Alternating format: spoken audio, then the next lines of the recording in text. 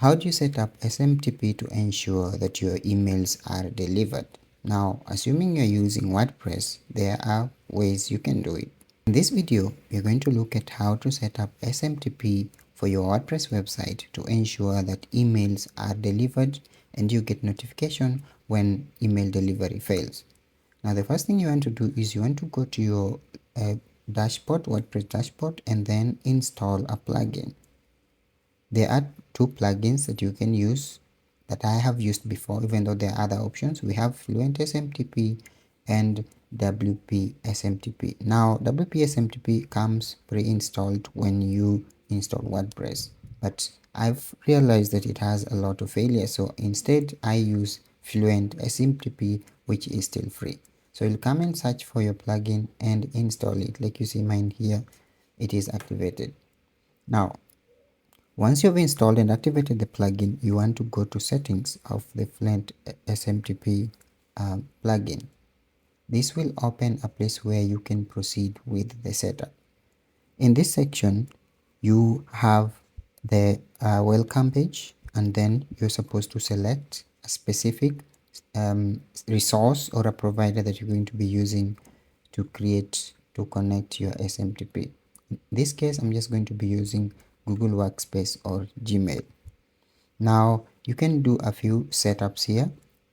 You can go from email, from name.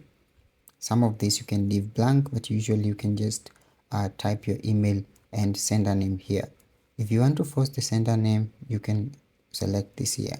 For you to complete this setup, you're going to visit console.cloud.com. So go to a new tab and type console.cloud.google.com and press enter. If you do not have an account, you're going to have to set up an account so that you can create a Google project to link your Gmail workspace to the Fluent SMTP service. Now, in this case, you're going to have to create a new project or select an existing project. In this case, I have an existing project here, but if I didn't, I'll just click on create a project. You're going to add project title. In this case, we're doing for a website called ecomtalk. You can skip the organization part and then click on create. Once you've done this, you can go to APIs and services down here. So you can scroll down and go to APIs and services. Click APIs and services. On this page here, you click on enable APIs and services. You can scroll down and find Gmail from the list of API and services and click on it.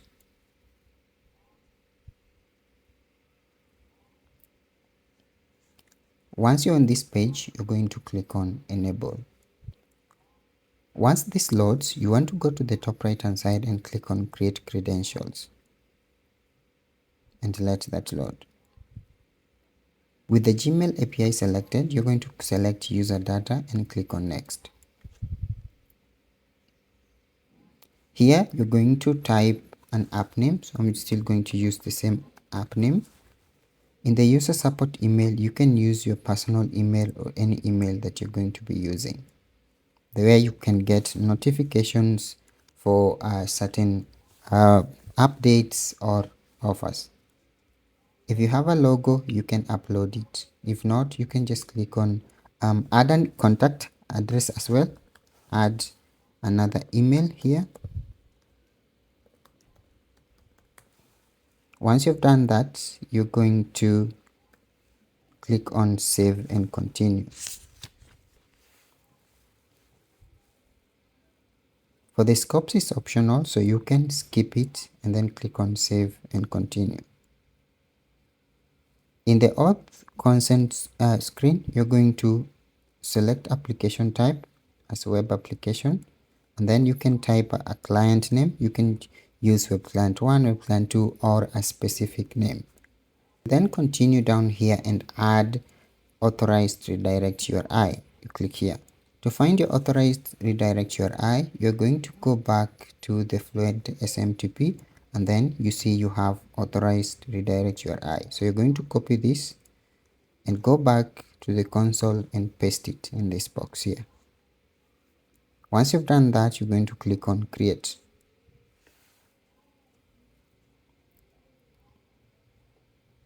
After this point, you can now click on done. You have the option to copy or download the credentials, but you're still not going to do it at this point, so you can click on done.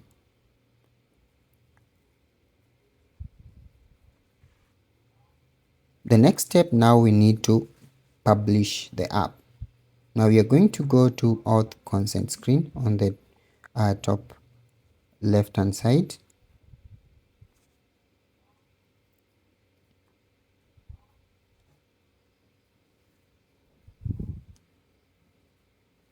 And then we are going to select audience. In this case, now you see the app publication status is at testing. Now we're going to say publish app, and then we can click on confirm.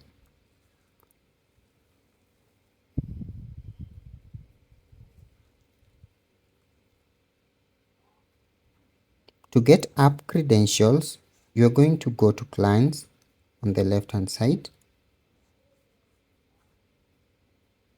Then you have the web client that you created here. You're going to select it.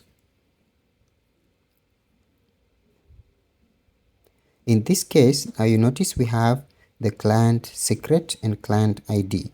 So if we go back to Fluent SMTP, you notice that we have the application client ID, the application client secret. So you'll come to this place here and copy. Start with the client ID, select and copy.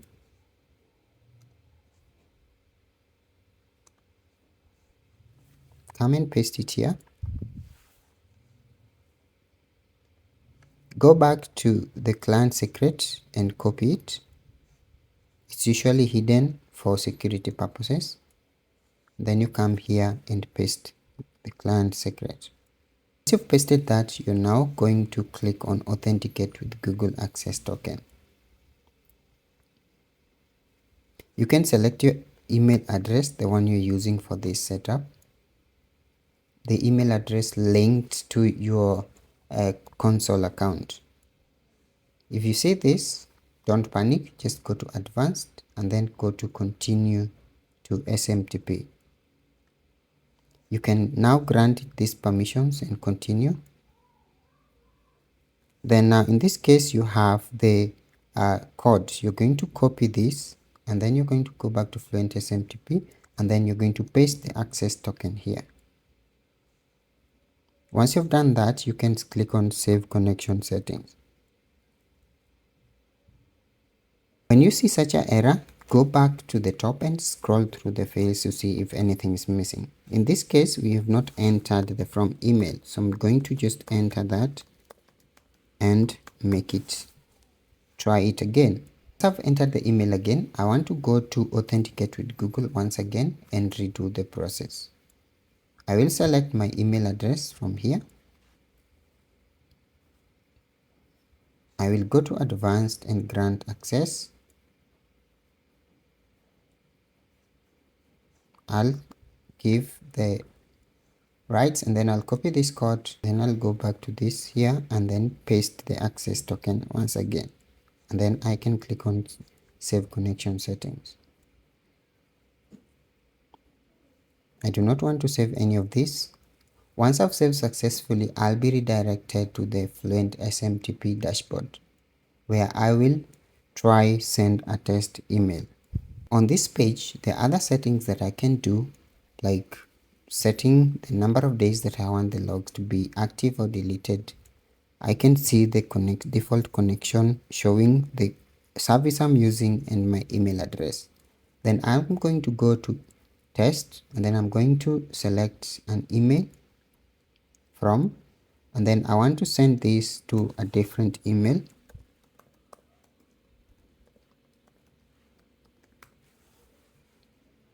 Or rather, let me enter an email address that already exists within my device. When I do this and click on send test email, I will see whether the email has been sent or hasn't been sent. Email delivered successfully. So if I go to my service, if I view my email to confirm the delivery of this service, I'll open a different browser from my device and check.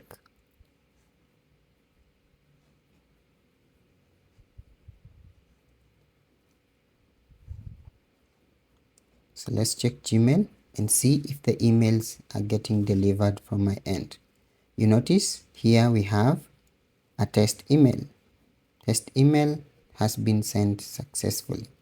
And that's how you set Fluent SMTP to ensure that emails are delivered for your website.